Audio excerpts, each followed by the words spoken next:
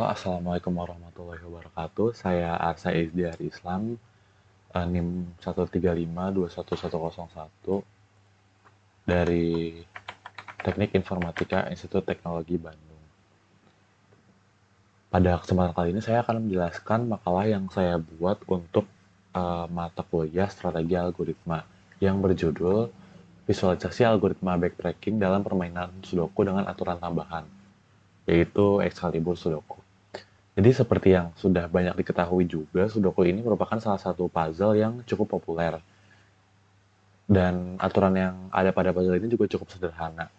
Sudoku ini mulai populer itu di Jepang dan pada tahun 2005 itu mulai mendunia.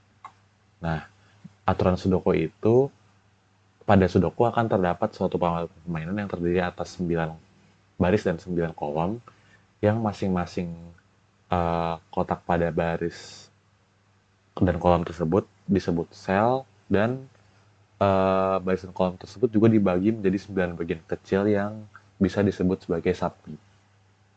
Nah, setelah ada hal-hal tersebut, setiap satu row, satu kolom, dan satu subgrid itu akan diisi oleh angka 1 sampai 9. Dan aturannya adalah angka-angka tersebut tidak boleh ada angka yang berulang. Jadi dalam satu row kan ada 9 sel, dan 9 sel itu angkanya harus berbeda semua. Begitu juga dengan kolom dan subgrid.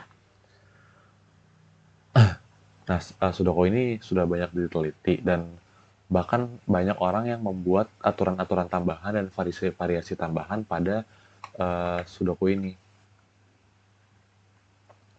Nah, contoh dari orang pengembang yang melakukan membuat variasi-variasi ini adalah Logic Wiz dengan eh, pada aplikasi Sudoku Invariance by Logic Wiz. Salah satu dari variasi yang ada pada aplikasi ini adalah Excalibur Sudoku atau Arrow Sudoku. Nah, Excalibur Sudoku ini memiliki aturan dasar yang sama seperti Sudoku. Namun, perbedaannya adalah pada variasi ini akan terdapat panah-panah yang masing-masing dari panah tersebut itu akan memiliki dua bagian, yaitu bagian ujung panah dan bagian garisnya. Nah, angka-angka pada garis panah itu apabila dijumlahkan itu harus sama dengan angka yang ada pada ujung panah. Jadi ini terdapat constraint tambahan pada Excalibur Sudoku. Nah, contohnya ada pada gambar ini. Jadi, misalnya pada gambar ini ya. Ini kan sebenarnya papan Sudoku mirip seperti papan Sudoku yang seperti biasanya. Ada 9 baris, ada 9 kolom, terus ada dibagi menjadi 9 subgrid gitu. Nah, pada Excel Sudoku juga sama. Cuma di sini terdapat aturan tambahan, yaitu di sini apabila dilihat nih ada yang disebut dengan arrow atau di sini panah, yaitu misalnya di sini ada panah yang lingkaran 9 ini itu memiliki garis yang meliputi 3 sel. Jadi ketiga sel yang di bawah angka 9 ini apabila dijumlahkan itu hasilnya harus 9. Misalnya bisa 1, 2, 3 kah atau 4, 1, 4 kah dan lain sebagainya gitu. Atau 6, 1, 3, 6, 1, 2 dan lain sebagainya. Nah, dengan begitu jadi ada konsen tambahan yang nanti bisa dicek dengan algoritma backtracking. Nah, algoritma backtracking dalam penyelesaian Sudoku ini ada berbagai macam. Yang paling naif dan paling sederhana dan yang paling mudah diimplementasikannya itu misalkan di sini ada papan Sudoku. Nah, algoritmanya itu akan mencoba mengisi seluruh angka dimulai dari 1 hingga 9 pada setiap sel. Jadi mirip seperti brute force ya. Hampir mirip seperti brute force. Misalnya dari ujung kiri atas diisi angka 1. Lalu setelah diisi angka 1 itu bakal dicek apakah dia itu melanggar aturan atau enggak. Kalau dia tidak melanggar aturan, maka lanjut ke sel kosong berikutnya. Di sini isi 1, maka di sel berikutnya juga dimulai dari angka 1. Nah, pada saat sel berikutnya di sini diisi angka 1, maka aturan itu akan terlanggar karena di sini ada 1, di sini juga ada 1, sedangkan dalam satu baris tidak boleh ada angka yang sama. Maka dari itu akan untuk fungsi fungsi pembatasnya akan gagal sehingga dia itu akan backtrack lalu diganti nilainya jadi nilai 2. Nah, eh, setelah nilai 2 dicek lagi. Seperti tadi, apakah dia melanggar aturan atau tidak. Terus kalau melanggar lagi cek 3, cek 4, sampai dicek 9. Nah, apabila sampai angka 9 ternyata masih terlanggar aturannya, maka akan backtrack ke sel kosong yang tadinya diisi sebelumnya. Jadi misalnya tadi diisi di sini 1, lalu akan diubah menjadi 2. Lalu balik lagi ke sini isi 1, 2, 3, 4, 5, 6, 7, 8, 9. Kalau sama nggak bisa semua diubah jadi 3 dan seterusnya. Akan tetapi untuk algoritma ini memang mirip seperti brute force, namun ada ada halting atau pemberhentian atau simpul mati yang dari awal dimatikan atau tidak dilanjutkan karena tidak menuju ke solusi dibandingkan algoritma brute force yang benar-benar mencoba semuanya. Namun algoritma ini juga sebenarnya kurang efektif dalam menyelesaikan sudoku. Maka dari itu saya mencoba mengimplementasikan algoritma backtracking yang lebih efektif. Nah, algoritma backtracking yang saya buat ini mengimplementasikan salah satu metode penyelesaian sudoku yaitu dengan menggunakan pencil notes. Pencil notes itu apa? Seperti yang terlihat pada gambar 3 ini, pencil notes itu adalah uh, catatan-catatan kecil di setiap sel yang kosong yang menunjukkan angka apa saja yang uh, mungkin atau possible untuk diinputkan dalam sel tersebut. Nih, misalkan pada sel ini, itu angka yang mungkin hanyalah 3 dan 8. Coba kita cek ya. Angka 1 itu tidak bisa karena di sini ada angka 1. Terus angka 2 juga tidak bisa, di sini angka 2. Angka 3 bisa, maka di sini ditambahkan angka 3 pada notes-nya. Lalu angka 4 tidak bisa karena di subgrid ini sudah ada angka 4. Angka 5 juga tidak bisa, angka 6 tidak bisa, angka 7 tidak bisa, angka 8 bisa, dan angka 9 tidak bisa. Maka dari itu hanya angka 3 dan angka 9 yang bisa diinputkan pada sel ini. Akibatnya, uh, apabila diimplementasikan seperti ini pada algoritma backtracking, nantinya untuk mencari seperti yang saya jelaskan di sini di pada fungsi pembangkitnya ini. Jadi setelah semua sel yang kosong ini dicatat semua angka yang mungkin diisikan yang tidak menyalahi constraint kayak tadi 3 dan 8 gitu. Maka kemudian akan dicari sel yang jumlah kemungkinannya terkecil. Jadi misalnya tadi 3 dan 8 berarti jumlah kemungkinannya 2. Nah, setelahnya akan dicari sel dengan kemungkinan terkecil. Misalnya ada sel yang kemungkinan cuma 1, cuma 3 doang. Berarti itu sel dengan kemungkinan terkecil. Kenapa dipilih sel dengan kemungkinan terkecil? Karena dengan memilih sel tersebut, maka uh,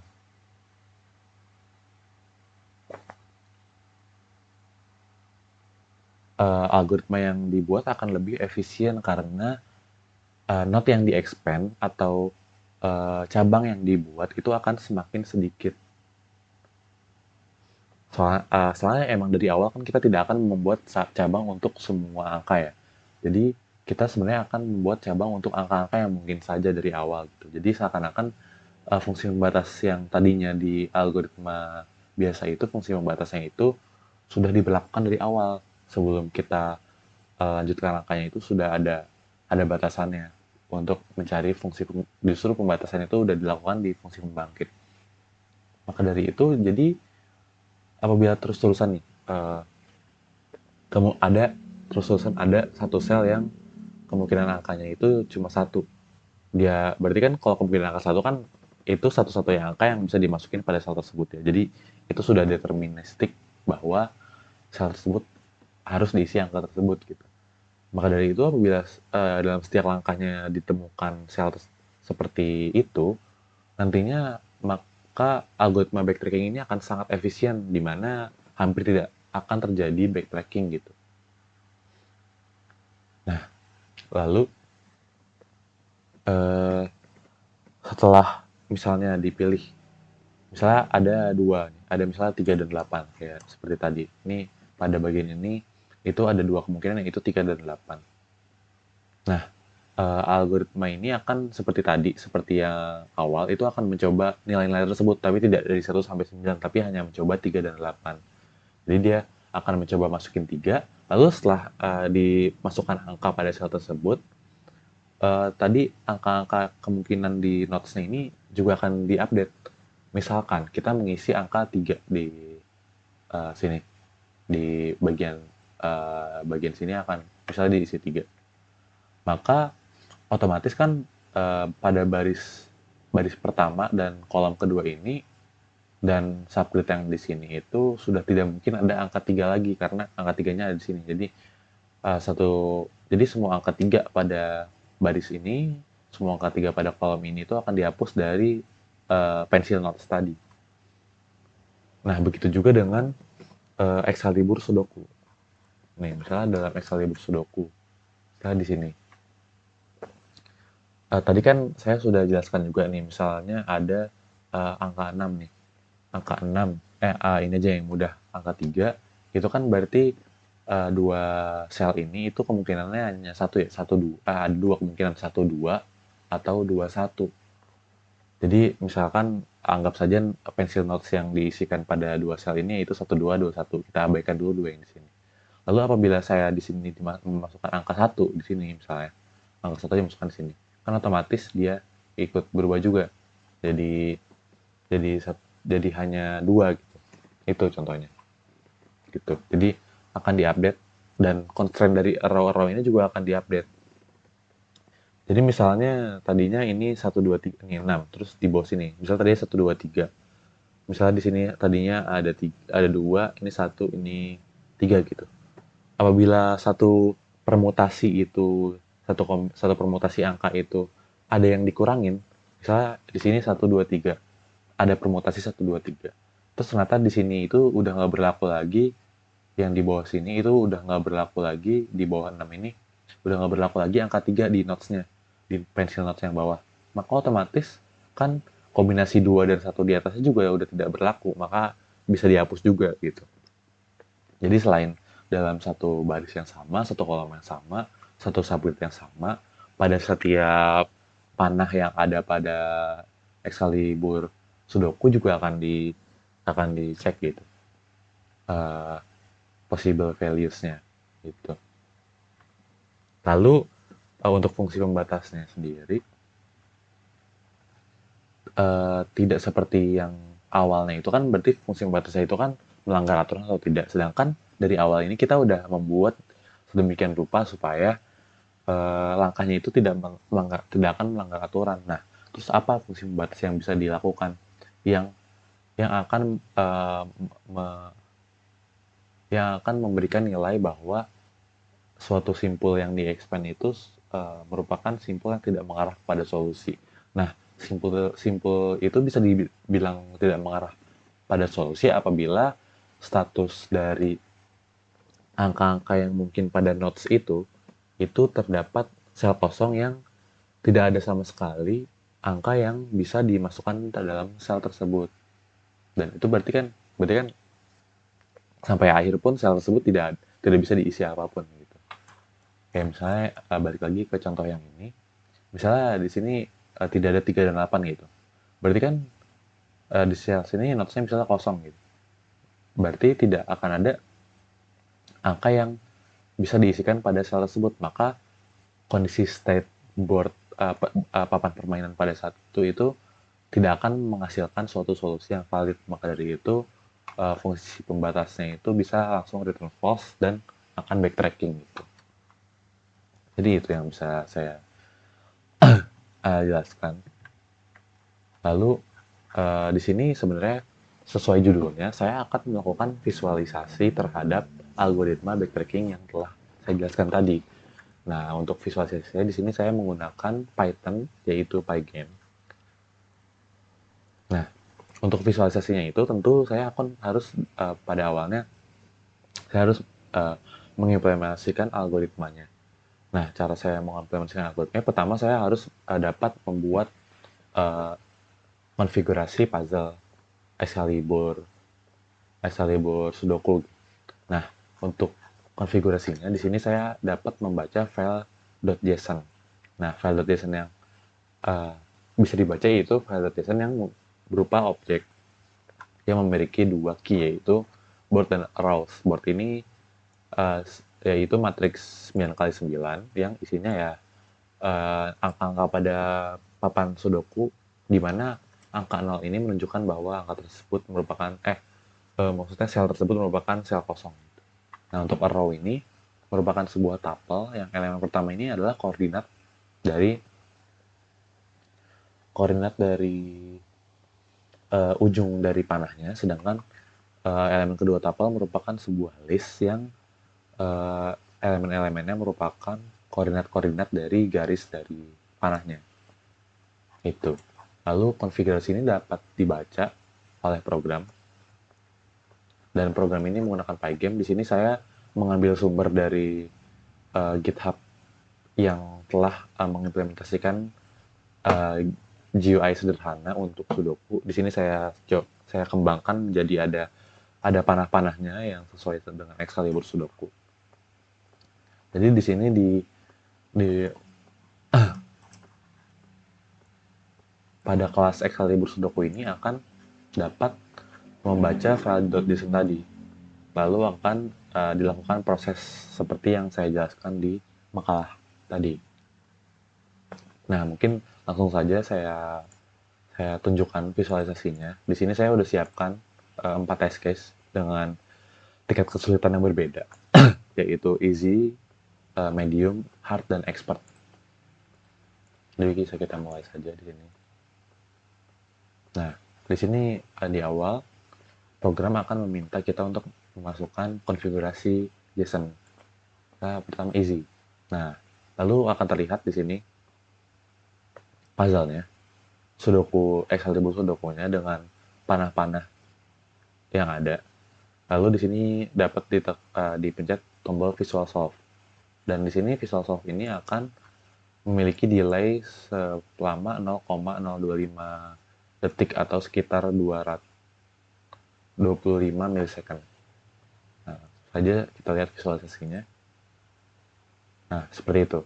Jadi dia itu tidak seperti algoritma backtracking yang sederhana, itu kan akan mulai dari kiri sampai kanan, ke bawah, ke bawah, ke bawah gitu. Nah, pada algoritma ini akan seperti tadi terlihat acak gitu pengisiannya. Mungkin dapat kita ulang. Pengisiannya agak acak gitu. Nah, itu tuh dia mencari sel dengan kemungkinan angka paling sedikit. Nah, makanya di sini apabila dilihat nih total stepnya 57. Nah, 57 itu juga merupakan jumlah sel yang kosong pada puzzle easy ini.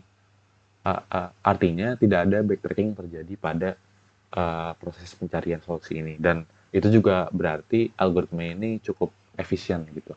Nah, coba kita lanjut ke medium. Nah, di sini medium.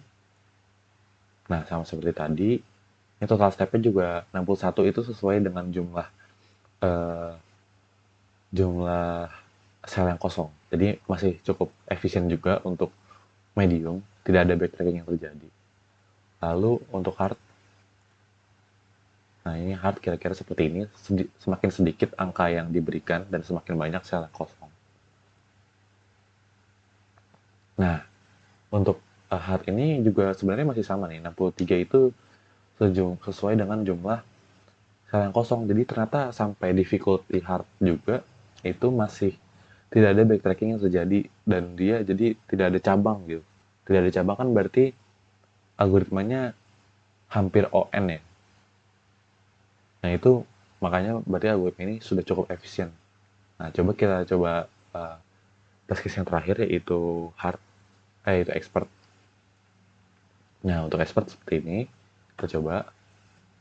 Nah, tadi tuh, dapat terlihat ada backtracking yang terjadi. Makanya di sini total stepnya 106, lebih dari jumlah angka sel yang kosong. Coba kita ulang lagi. Nah, tuh terdapat beberapa kali backtrackingnya tadi. Jadi dia mencoba kombinasi yang berbeda pada angka-angkanya. Nah, itu dia visualisasi yang dapat saya berikan untuk Excalibur Sudoku ini. Namun Sebenarnya untuk visualisasi dan program ini tuh sebenarnya juga dapat divisualisasikan untuk sudoku biasa. Karena kan untuk sudoku biasa kita tinggal buat saja bahwa nih contohnya di sini saya udah buat nih basic extreme. Untuk sudoku biasa tinggal dibuat saja bahwa panahnya ini tidak ada sama sekali gitu. Dan ini tuh saya sudah buat eh, soal yang difficulty di atas expert ya, yaitu extreme. Di sini bisa kita coba extreme. Nah, untuk ekstrim seperti ini, dia itu walaupun terlihat lebih banyak daripada expert tadi, expert pada Excel Ibu Sudoku tadi, karena di sini tidak ada constraint tambahan, jadi sebenarnya lebih banyak, lebih sedikit constraint-nya gitu. Jadi lebih sedikit restriksinya sehingga kombinasi itu semakin banyak. Jadi di sini kalau saya coba jalankan, nah lebih banyak terlihat backtracking yang terjadi.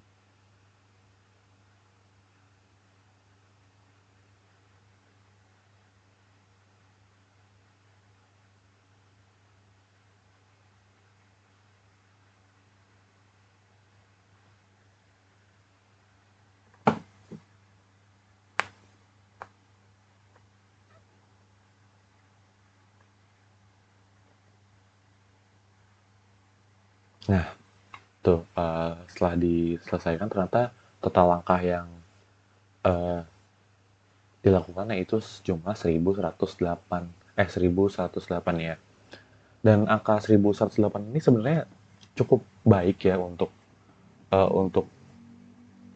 tingkat kesulitan ekstrim ini, karena ekstrim ini hampir menjadi tingkat kesulitan paling tinggi dalam sudoku, dan 1100 ini cukup kecil dibandingkan kalau brute force itu kan dia 9 pangkat n kuadrat ya.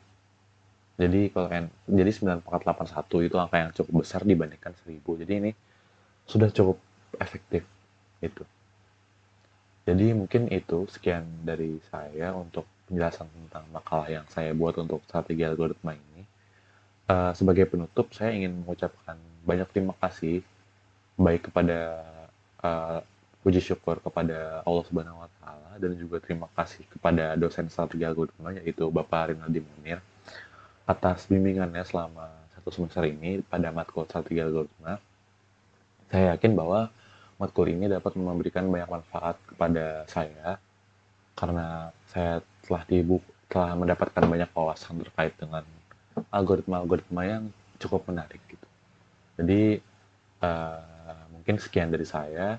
Wassalamualaikum warahmatullahi wabarakatuh.